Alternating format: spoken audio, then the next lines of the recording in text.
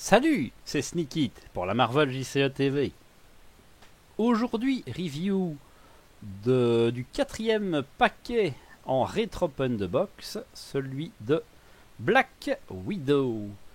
Alors, ici, je vais être franc jeu avec vous, je suis partagé. Quand il est sorti, c'est devenu mon héros du cœur.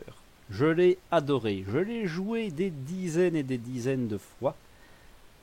Particulièrement pour le solo, il est très sympa.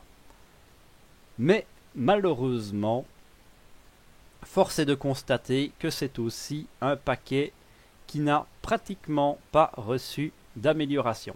Hop hop hop hop, je vous vois venir. Il est Shield, on a reçu tout un package Shield. Je suis d'accord, on y reviendra. Là, le problème ici, c'est que Black Widow joue principalement sur les préparations. Or, des préparations, encore une fois, sauf erreur, on en a eu dans un autre paquet, peut-être une petite en plus derrière, il me semble qu'on avait une verte en plus, et c'est tout. On n'a plus revu de préparation depuis au moins un an, minimum. C'est triste quand on compare avec les paquets présents. Captain America, il aime les alliés on en a des milliers. Thor, il aime les super pouvoirs, les Asgard, on en a eu. Il aime les trucs d'ennemis, toutes ces mécaniques là, on en a plein. On a eu tout un cycle gardien, tout un cycle champion pour Miss Marvel.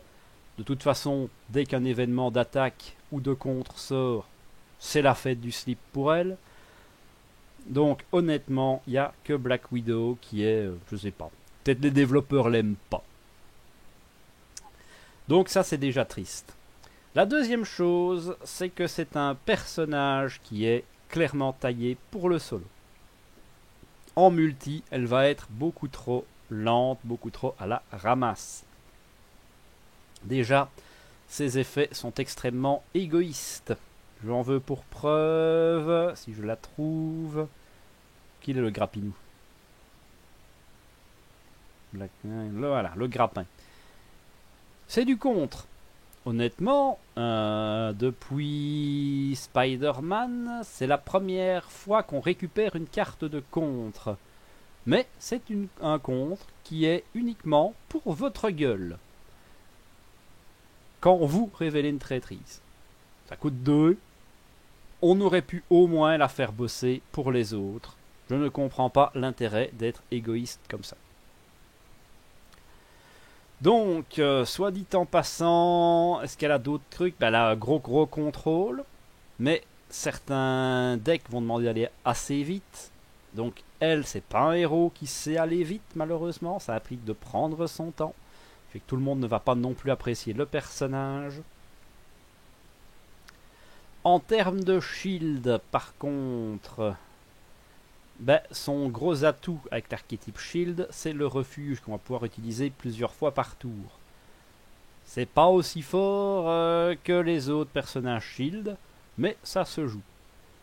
Donc, on va dire qu'elle a reçu l'archétype shield, qui la rend plus sympathique. Mais à part ça, en elle-même, elle n'a rien reçu. L'archétype shield est quand même plutôt axé justice que thématique Black Widow. Donc c'est un peu la déception à ce niveau-là. Par contre, elle nous vient en justice. La justice, on aime bien. On a l'agent Coulson qui permet d'aller chercher une préparation. Évidemment, autant dire que dans un Black Widow, c'était un gros appel du pied pour lui demander d'être joué. Il a le trait Shield, donc quand dans un archétype Shield, il va avoir sa place, d'autant que les préparations ne sont pas réservées à Black Widow. Idem pour Quake, ça a toujours été un bon allié, elle coûte que 2, elle amène 2 d'attaque, ce qui est très plaisant en justice, et elle a un effet qui lui permet de mettre des pains sans se blesser, ce qui est très sympa. Encore aujourd'hui, Quake est un très bon allié justice, et comme elle a le trait shield, elle a pris de l'intérêt. La frappe furtive, 3 pour 4 pauvres petits dégâts, avec un contre à 2, si et seulement si vous tuez quelque chose. À l'époque, ça se jouait. Maintenant, c'est dépassé. Laissez tomber. Ça coûte 3, c'est beaucoup trop cher pour ce que ça fait. Même si ça a été réédité avec un joli Wolverine dessus, ça ne vaut pas le coup. Le pouvoir de la justice, on en a plein.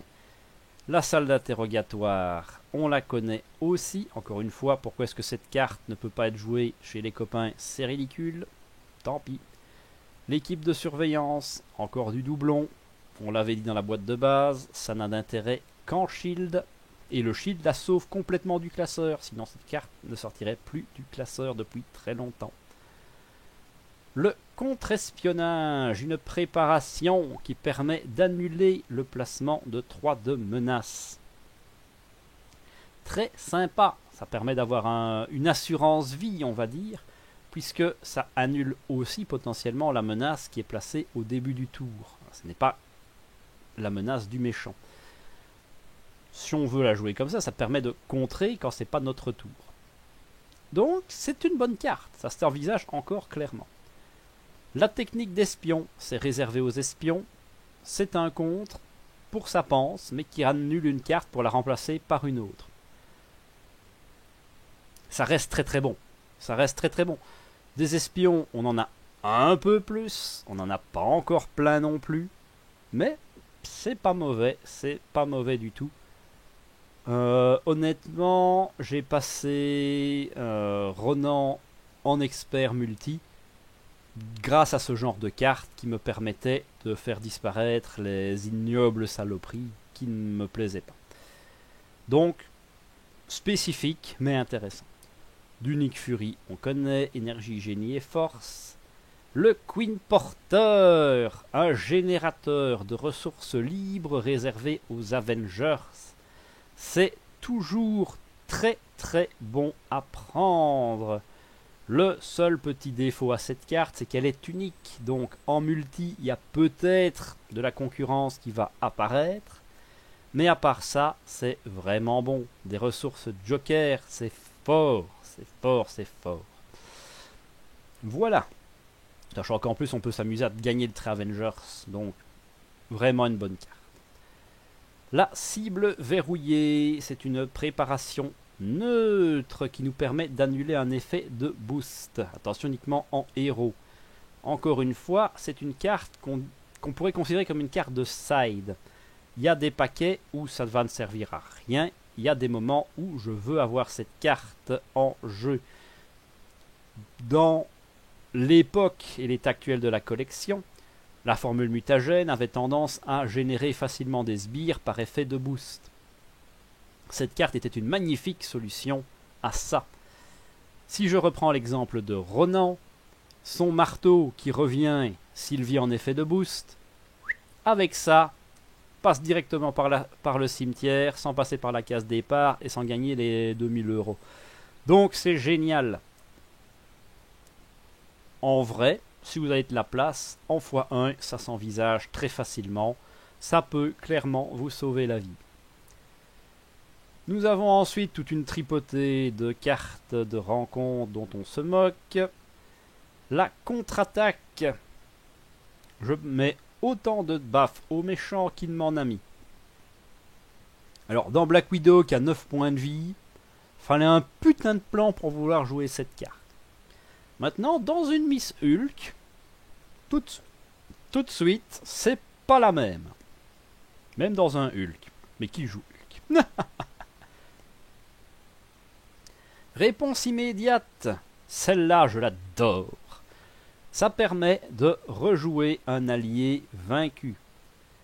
Plus on a eu d'alliés, plus cette carte a trouvé sa place dans des decks. Il y a moyen de faire des saloperies avec. Si vous êtes un égoïste bête et méchant, je bloque avec Nick Fury. Je le ramène avec réponse immédiate. Il arrive en jeu, je pioche 3 cartes. Et je peux éventuellement rebloquer dans la foulée pour peu que le méchant ou un sbire soit encore disponible pour m'attaquer. Rien que ça, ça valait déjà la peine de s'amuser. Imaginez ça maintenant avec une Maria Hill où vous jonglez avec en permanence.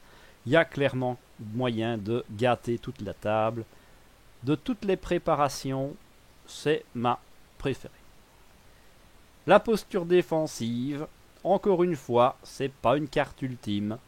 C'est une carte que j'aime encore bien dans les decks de protection. Ça se pose et en cas de problème, je préviendrai 3. Ça peut assurer une défense parfaite hésitante. Donc pourquoi pas. En général en x1, on va pas s'emmerder à en mettre plus. Mais le petit sucre qui fait plaisir. Et l'espionnage, celle-là est réservée aux espions. Elle ne fera absolument rien tant que vous n'avez pas eu de renfort. Bon, en solo, assez anecdotique. Évidemment, c'est toujours quand je dis ça qu'on va me citer qu'on a eu 42 cartes grâce à ça. C'est possible, si vous avez de la chance, pourquoi pas. En multi, évidemment, le renfort a beaucoup plus de chances d'arriver. Donc, en multi, elle sera d'autant plus puissante. Mais malheureusement, réservée aux espions. Donc, assez anecdotique comme carte. Alors, donc, mon avis global sur le personnage. On a une bonne quantité de cartes qui sont intéressantes, mine de rien. Les alliés sont très sympas, Coulson et Quake. Le contre-espionnage peut clairement valoir le coup. La réponse immédiate aussi, la posture défensive n'est pas mauvaise. Et l'autre préparation, la cible verrouillée et le Queen Porter. Donc quelques cartes fort sympathiques. Le perso en lui-même, si vous êtes fan du solo, est très bien. Si vous avez décidé d'investir dans le paquet donc des sinistres motivations avec Miles Morales et que vous avez l'archétype Shield, évidemment ça devient très sympa. Mais pour du multi, malheureusement, ben, elle est un peu à la traîne, quoi. Faut reconnaître ce qui est. Donc un joueur solo, gâtez-vous, n'hésitez pas. Un joueur multi, pas forcément à prioriser, sauf si vraiment vous aimez le shield et la justice. Voilà, si cette vidéo vous a plu, n'hésitez pas à lâcher le petit pouce bleu, comme d'habitude, pour soutenir la chaîne. L'abonnement, ça fait aussi toujours plaisir. N'hésitez pas aussi avec les commentaires pour donner votre avis sur le personnage. Et en attendant la prochaine vidéo, je vous dis à la prochaine!